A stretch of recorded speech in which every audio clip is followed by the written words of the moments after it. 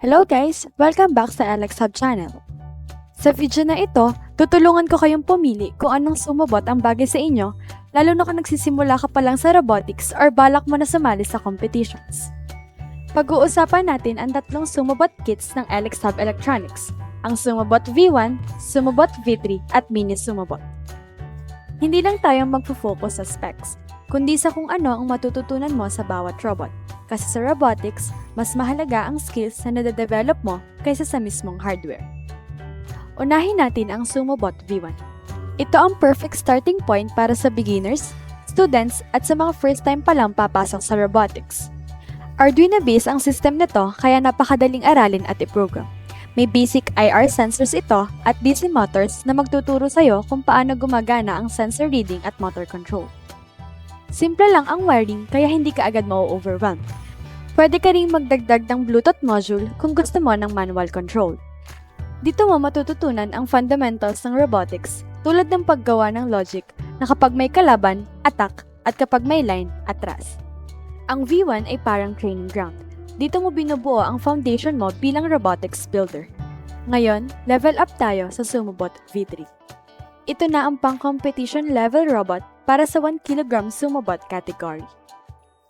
Ang utak nito ay ESP32, kaya mas mabilis at mas powerful kumpara sa basic boards. May built-in Bluetooth ito para sa wireless manual control, pero hindi ito gumagamit ng Wi-Fi para sa control. Bluetooth ang gamit para mas stable at mabilis ang response sa actual matches.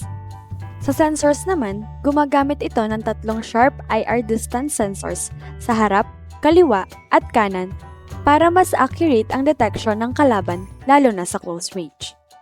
May dalawa ring IR line edge sensors para hindi mahulog sa arena. Pagdating sa lakas, gumagamit ito ng BTS 7960 motor drivers, 11.1 voltage LiPo battery, high torque motors at high grip silicone wheels. Ibig sabihin, malakas ang tulak at hindi basta-basta mapapaikot ng kalaban. May OLED display at full menu system pa ito kung saan pwede mong i-adjust ang speed, attack distance, sensor calibration, delay bago umandar, at mode selection. Dito ka na matututong mag-handle ng high current motor control, multi-sensor systems, embedded menu interfaces, at advanced robot strategies. Ang V3 ang transition mo mula student robot papunta sa tunay na competition robot. Ngayon naman, pag-usapan natin ang Mini Sumobot. Ito ay parang maliit na kapatid ng V3, pero huwag maliitin dahil competition ready din ito. Ang pinaka-importanting difference ay ang size. Ang V3 ay may body footprint na 200 by 200 mm, samantalang ang Mini Sumobot ay 100 by 100 mm lang, kalahati ng laki pero same intelligence system.